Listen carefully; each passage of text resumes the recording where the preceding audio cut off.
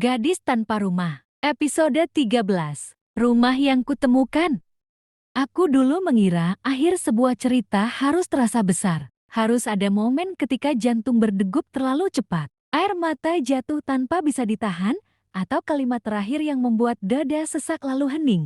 Tapi semakin aku hidup, semakin aku mengerti hidup jarang memberi akhir yang dramatis. Ia memberi penutup dengan cara yang lebih jujur, pelan, nyaris biasa, dan seringkali baru terasa maknanya setelah kita berhenti berlari. Aku menyadari itu pada suatu pagi yang sederhana. Tidak ada kejadian istimewa hari itu. Aku bangun lebih awal karena cahaya matahari menyelinap lewat sela tirai apartemen kecilku. Udara musim semi terasa hangat, tidak lagi menusuk seperti bulan-bulan pertama aku kembali ke sini. Kota ini perlahan berubah, dan tanpa kusadari, aku ikut berubah bersamanya. Aku berdiri di dekat jendela, memandangi jalan di bawah. Orang-orang berjalan menuju pekerjaan mereka, membawa tas, kopi, dan wajah-wajah yang penuh tujuan. Tidak ada yang tahu siapa aku. Tidak ada yang menunggu penjelasan dariku. Dan di sanalah aku merasa bebas. Aku menyiapkan kopi sendiri, duduk di meja kecil dekat jendela, dan membuka agenda harian. Jadwalku terisi rapi, pagi di rumah sakit pendidikan, siang kuliah, sore menyelesaikan laporan. Hidupku tidak sempurna, tapi ia jelas. Dan kejelasan itu adalah sesuatu yang dulu tidak pernah kumiliki. Semester itu berakhir dengan baik. Aku tidak lulus dengan nilai tertinggi, tidak menjadi mahasiswa yang paling menonjol, tapi aku menyelesaikannya dengan jujur. Setiap ujian kulewati dengan usahaku sendiri. Setiap kelelahan kuterima tanpa menyalahkan siapapun. Aku mendapatkan tawaran magang lanjutan kontrak yang sederhana, tapi nyata. Aku menandatanganinya tanpa ragu. Aku menetap di kota ini. Keputusan itu kuambil tanpa diskusi panjang, tanpa drama batin. Bukan karena aku ingin membuktikan apapun pada masa lalu, tetapi karena disinilah aku merasa hidupku berjalan ke depan, bukan berputar di tempat yang sama. Aku mengirim pesan singkat pada keluargaku, memberitahu bahwa aku baik-baik saja, bahwa aku akan pulang ketika libur panjang tiba. Tidak ada penjelasan berlebihan, tidak ada cerita yang harus dibelah. Aku tidak lagi merasa perlu menjelaskan pilihanku agar diterima. Hubunganku dengan luka berakhir dengan cara yang paling dewasa yang pernah kualami. Kami duduk berhadapan di sebuah kafe kecil, tanpa ketegangan, tanpa kata-kata yang disiapkan terlalu lama. Aku mengatakan bahwa aku tidak ingin membangun hubungan dari sisa luka, bahwa aku ingin hidup utuh terlebih dahulu. Ia mendengarkan, lalu mengangguk. Aku mengerti, katanya, dan aku menghormatimu karena jujur. Kami berpisah tanpa janji untuk bertemu lagi, tanpa kemungkinan yang disimpan diam-diam. Tidak ada rasa kehilangan yang mengoyak, hanya rasa terima kasih karena pernah berjalan sejauh itu bersama seseorang yang tidak mencoba menahanku. Tentang Sebastian, namanya tidak lagi muncul dalam pikiranku setiap hari. Ia hadir sesekali, seperti kenangan lama yang sudah kehilangan lukanya. Kabar tentangnya datang tidak langsung lewat orang lain, lewat cerita singkat yang tidak mengundang emosi. Ia pindah kota, memulai pekerjaan baru, menjalani hidupnya sendiri. Tidak ada usaha untuk kembali, tidak ada sinyal yang harus kutafsirkan, dan aku bersyukur untuk itu. Karena aku tahu, jika ada sesuatu yang benar-benar selesai, ia akan terasa seperti ini. Tidak menyakitkan,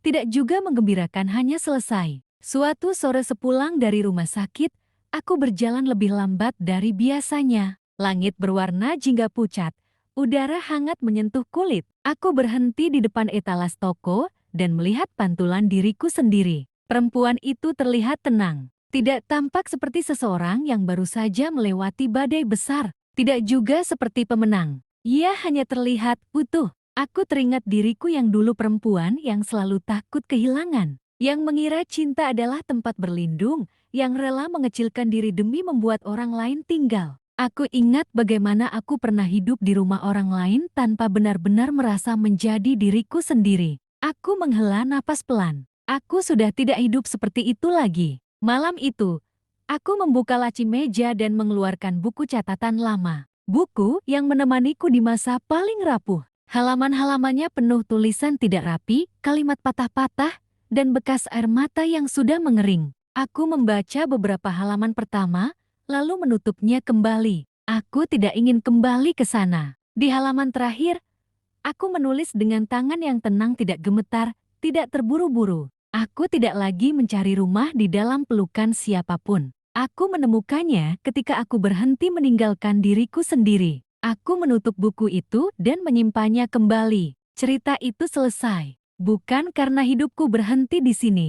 Bukan karena tidak ada kemungkinan lain. Tetapi karena aku tidak lagi hidup dalam kebingungan. Aku mematikan lampu, berbaring, dan membiarkan keheningan menyelimuti ruangan. Tidak ada doa yang kupanjatkan dengan putus asa. Tidak ada harapan yang kutitipkan pada masa depan dengan cemas. Besok aku akan bangun, menjalani hari, mungkin lelah, mungkin tertawa, mungkin jatuh cinta lagi atau mungkin tidak. Aku belajar bahwa hidup tidak pernah benar-benar menunggu kita siap. Ia berjalan, dengan atau tanpa kita. 5 tahun telah berlalu sejak hari aku meninggalkan rumah besar itu. Dengan tas kecil di pundakku dan dada yang penuh ketakutan. 5 tahun sejak aku berhenti menjadi perempuan yang hidup di sela-sela keputusan orang lain.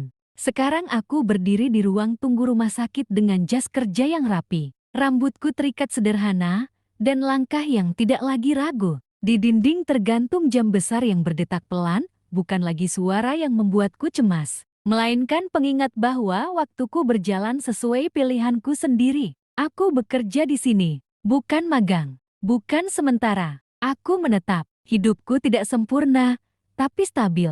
Aku memiliki apartemen kecil yang hangat, pekerjaan yang kucintai, dan rutinitas yang melelahkan dengan cara yang sehat. Aku tertawa dengan rekan kerja, pulang dalam keadaan letih yang jujur, dan tidur tanpa harus menenangkan diri dari ketakutan ditinggalkan. Aku belum menikah, bukan karena trauma, bukan karena menutup diri. Aku hanya tidak terburu-buru. Luka telah lama menjadi bagian dari masa lalu yang baik. Sebuah fase yang mengajarkanku bahwa cinta bisa hadir tanpa mengikat. Kami berpisah dengan dewasa, dan aku tidak pernah menyesalinya. Tentang Sebastian, ia tidak lagi hadir dalam pikiranku sehari-hari. Namanya sesekali muncul sebagai informasi netral. Dari berita bisnis, dari cerita orang lain, dari kabar singkat yang sampai tanpa beban. Ia hidup, ia baik-baik saja. Dan itu cukup. Aku pikir, itulah akhir yang sesungguhnya. Sampai suatu sore, hidup memutuskan untuk mengujiku sekali lagi. Bukan dengan luka, tetapi dengan kejelasan. Aku menghadiri sebuah seminar kesehatan lintas negara, diadakan di gedung lama yang telah direnovasi. Aula itu luas, penuh orang-orang dengan lencana nama dan langkah-langkah percaya diri. Aku berjalan menuju ruang istirahat setelah sesi terakhir ketika langkahku melambat dengan sendirinya. Aku tidak tahu bagaimana caranya aku tahu. Aku hanya tahu, aku akan bertemu dengannya. Dan benar saja. Sebastian berdiri di dekat jendela besar, mengenakan setelan sederhana. Rambutnya kini disisipi sedikit uban di pelipis. Ia terlihat lebih tenang, lebih membumi, tidak lagi membawa aura lelaki yang ingin menguasai arah hidup siapapun. Ia menoleh. Tatapan kami bertemu. Tidak ada kejutan yang meledak, tidak ada jantung yang berlari. Hanya dua orang yang saling mengenali, tanpa ingin kembali ke siapa mereka dulu. Maura, katanya pelan. Sebastian, sapaku juga. Kami tersenyum, senyum yang tidak menyimpan tuntutan. Sudah lama, katanya. 5 tahun, jawabku. Ia tertawa kecil. Kamu selalu tepat dengan angka. Kami duduk di bangku dekat jendela, terpisah dari keramaian. Matahari sore menyinari lantai marmer, menciptakan bayangan panjang, seperti waktu yang sudah kami lewati. Kamu kelihatan baik, katanya. Aku memang baik, jawabku jujur. Dan kamu? Tanyaku. Ia mengangguk, aku juga. Kami saling bercerita. Tidak mendalam, tapi cukup. Tentang pekerjaannya, tentang kota yang ia tinggali, tentang hidup yang akhirnya ia jalani tanpa skenario. Lalu ia terdiam sejenak. Maura, katanya. Kali ini lebih pelan. Aku ingin mengatakan sesuatu. Tanpa maksud apapun selain kejujuran. Aku menatapnya, aku mendengarkan. Aku menyesal, katanya. Bukan hanya karena aku melukaimu, tapi karena aku hampir melukaimu 2 kali. Dengan memintamu kembali, dan dengan membayangkan kamu masih harus memilih. Dadaku hangat, bukan sakit.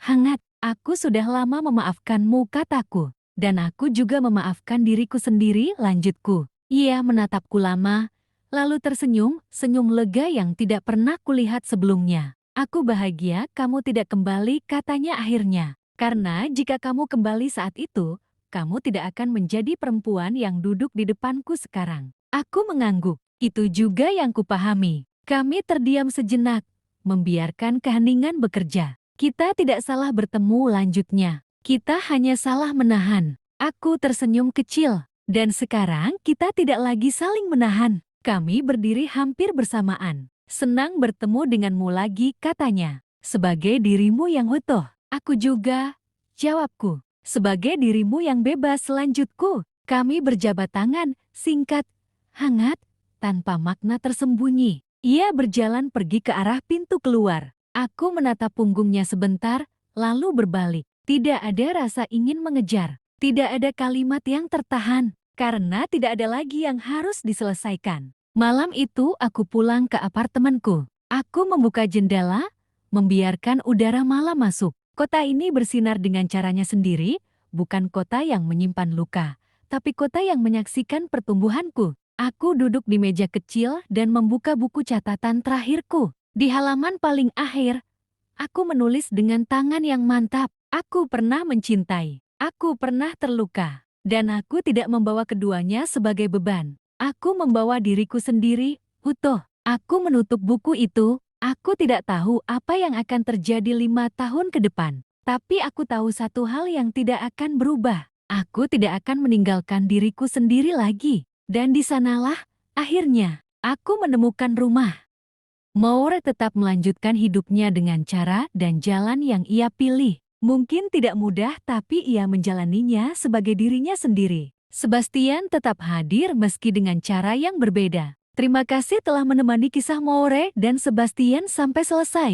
Saksikan kisah-kisah lainnya yang kalah seru dan menyentuh hati. Jika kalian tidak ingin tertinggal kisah selanjutnya, maka jangan lupa subscribe dan nyalakan notifikasinya. Sampai jumpa di cerita lainnya.